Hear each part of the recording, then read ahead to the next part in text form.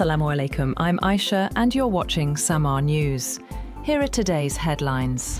The Emirati officials have said that a fire broke out near the Araghchi nuclear power plant in Abu Dhabi after a drone strike hit an electrical generator outside the facility's inner perimeter on Sunday. Authorities have said the incident caused no injuries and had no impact on radiological safety levels at the plant in the Al Dhafra region. US President Donald Trump shares an image on Truth Social warning of the calm before the storm, amid reports that conflict with Iran could soon resume. The AI-generated graphic showed Trump alongside a US Navy admiral in front of stormy waters filled with warships, including one carrying the Iranian flag. Trump offered no written explanation for the post. The image appeared as Israeli media reported Trump could decide within 24 hours on possible military action against Iran. Israeli officials also warned that renewed fighting could last from several days to several weeks. Iranian Foreign Minister Abbas Araghchi warns that Tehran is ready to resume direct military conflict with the United States if ongoing negotiations fail to deliver acceptable results. Araghchi also said the US-Israel conflict with Iran is hurting American households, citing rising energy prices, inflation, and growing economic pressure linked to disruptions in the Strait of Hormuz. In a post on X, he claimed Americans are being forced to bear the rocketing costs of the war, warning that higher debt and mortgage rates could deepen the economic impact.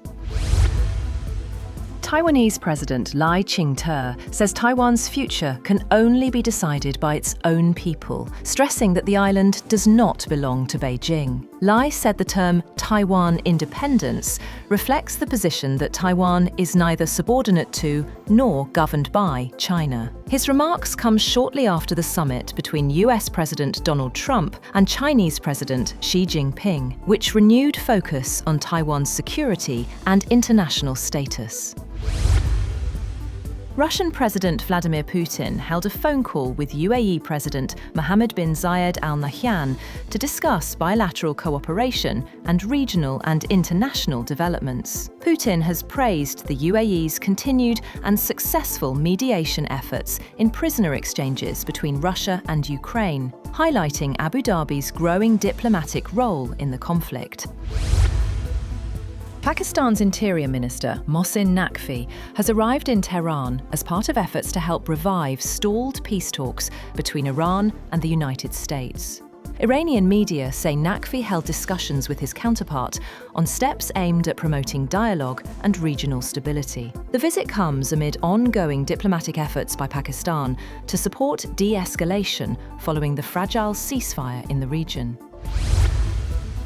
China says agreements reached during US President Donald Trump's visit to Beijing remain preliminary, despite positive talks between the two sides. Beijing says both countries have agreed to establish new trade and investment boards aimed at negotiating tariff reductions and broader economic cooperation. The meetings between Trump and Chinese President Xi Jinping focused on trade, agriculture, and investment, though few concrete details were announced.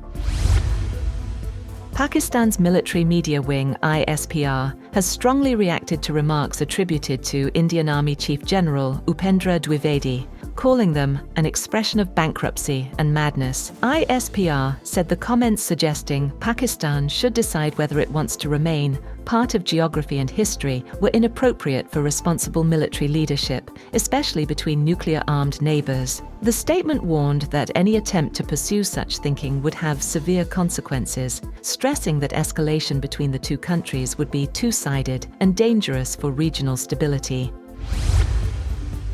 Former UK Health Minister Wes Streeting says he would stand in any leadership contest to replace Prime Minister Keir Starmer, calling for a proper contest within the Labour Party. Streeting, speaking at a Labour supporters conference, said he had stepped down and urged Starmer to set a timetable for his departure. He also criticised Brexit, calling it a catastrophic mistake and arguing Britain's future lies closer with Europe. At least 8 people were killed and 32 injured in Thailand after a freight train collided with a bus at a railway crossing in Bangkok, officials said. The impact triggered a fire that engulfed the vehicle. Rescue teams said all 8 victims were passengers on the bus. The crash also involved nearby cars and motorcycles, with firefighters battling flames near Makasan station. Authorities said the bus was reportedly stopped on the tracks at a red light when the train, carrying containers, was unable to stop in time. Investigations are underway. Renowned Nepali Sherpa guide Rita Sherpa has scaled Mount Everest for a record 32nd time, extending his own world record. The 56-year-old reached the summit while guiding climbers with the 14 Peaks expedition team. Nepal's tourism authorities have praised the achievement as a historic milestone and a major contribution to mountain tourism. That's all for now. For more updates, visit www.SAMAA TV. Thank you for watching SAMAA News.